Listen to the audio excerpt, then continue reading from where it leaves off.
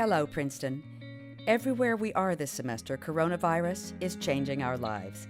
But during this extraordinary time, the university's mission and community are stronger than ever. We may be apart, but together we roar. The Princeton community is always growing, is always evolving.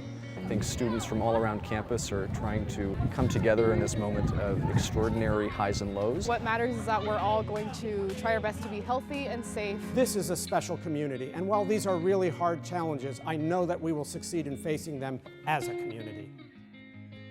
This spring, we're reaching out to Princetonians everywhere to hear how we're continuing our teaching, learning, and research, how we're staying together while so far apart, and how so many of us are working together to serve the wider world. Today, Kirsten Trout speaks from her home in Morristown, New Jersey. Hi, my name is Kirsten Trout, and I'm a member of the class of 2020 at Princeton, and I'm in the classics department. It's been a really kind of turbulent couple of weeks, but one of the things that is really striking is the fact that the people who are part of Princeton are the same people, whether they're in one classroom together or in one common room together, or they're really far away from each other. And it's been really heartening to see how all of my professors have been so kind and accommodating, and have been really bringing their A game to all of the online classes. I'm in a class about Pliny the Younger, who it was an imperial author, and he wrote around the time, I think, either the end of the 1st century, beginning of the 2nd century CE. So this letter by Pliny the Younger is really interesting, super famous, and it was a letter to Tacitus, who was a Roman historian, and it seems that Tacitus was asking Pliny the Younger for an eyewitness account of the eruption of Vesuvius and the death of his uncle, who's called Pliny the Elder. Basically what happened was the Romans, they had been living on the slopes of Vesuvius, planting fields in Vesuvius, and then it erupted really violently, and the entire area, which includes the cities of Pompeii and Herculaneum, was covered in ash and completely buried for thousands of years, and many people died. We talked a lot today in class about this incident where Pliny the Elder basically is an admiral, and that's why he's by Pompeii. He doesn't really act at first and ends up trying to kind of make sure that everyone feels like things are normal, and takes a bath and goes to sleep and eats dinner with them, which seems very strange. But reading it now in this time of our own crisis, I'm really reminded at how viscerally emotional it must have been to deal with a trauma on this scale. But living through history invites you to experience a very different perspective on historiography, and asks you to read in a lot more humanity and perhaps a little bit less logic into your interpretations. So that's definitely been really interesting and transformative for me. As a classics major, pretty much everything that I'm reading or studying either originated or just kind of exists in this space that's 2,000, 3,000, even 4,000 years ago. And so you're also really aware of the fact that history is kind of a long game. The most well-attested period of Roman literature, which is mostly what I focus on, happens right at the end of the Republic, which was an extremely violent, 50 years, basically, where there were civil wars, people were being murdered in the street.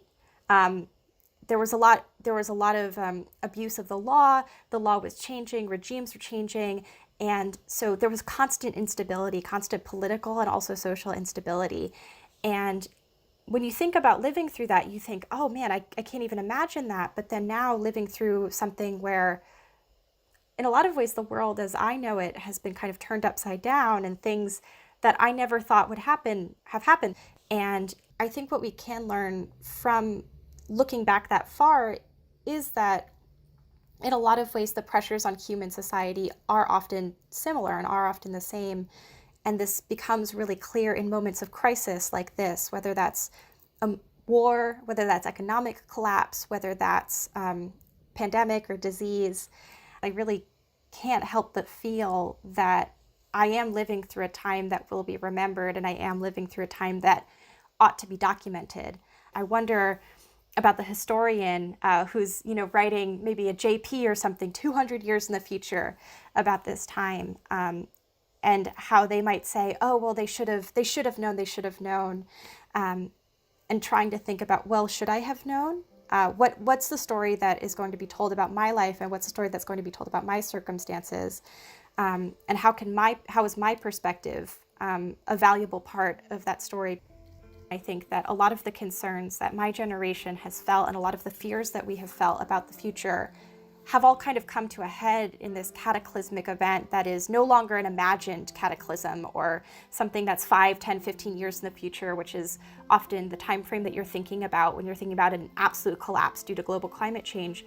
Because I don't think any of us is going to come out of this the same person or having the same perspective on a lot of the issues that had been theoretically debated, say, in the Democratic primary.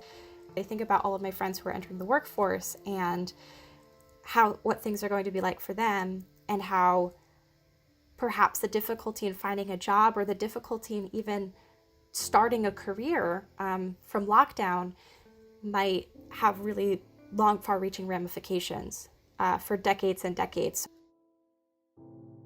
Overall, I think that what I learned at Princeton was how to think like somebody who reads the long game of history. And here is where I learned that to do so is not to disengage with the present moment, but actually to engage with it in a way that looks at what's happening right now, not as the end of time or not as the kind of epitome of the moment or not as something entirely unprecedented, but as something that we do have the tools to understand, whether those tools are coming from 2,000 years ago, whether they're coming from how we read Pliny, to 20th century theorists, to 18th century, to a 17th century poem or something. I think in the next couple of months, there's a lot of things that make me excited.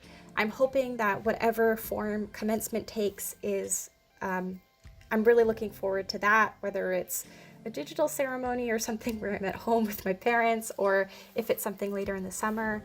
I'm really looking forward to coming up with new ways to rethink a lot of the Princeton traditions that I was hoping to participate in, whether that's, saying goodbye to people in the clubs and activities that I was doing over like a big Zoom call, or taking a photo of my thesis at home because now I'm finishing it at home rather than on campus. That was something I was really looking forward to. And a lot of the student groups that I'm in, we're still talking just as much, and even though we don't have actual on-campus events, we've been trying to really cultivate that camaraderie, which has been really great. And of course, I have all of my Princeton stuff here. I have all of my, t-shirts and orange stuff, and I will still continue to wear it. And I think at the end of the day, maybe this will just make the reunions that I do end up going to all the more special and all the more exciting. Because Princeton has never just been about that physical space. It's always been about the kind of state of mind and the community that exists outside of the walls of the campus. And I'm still looking forward to making memories at the physical site of Princeton. But I guess this small corner of my bedroom where I have been, the quietest place in my house, where I have been making Princeton, is also sort of, its own kind of very small campus.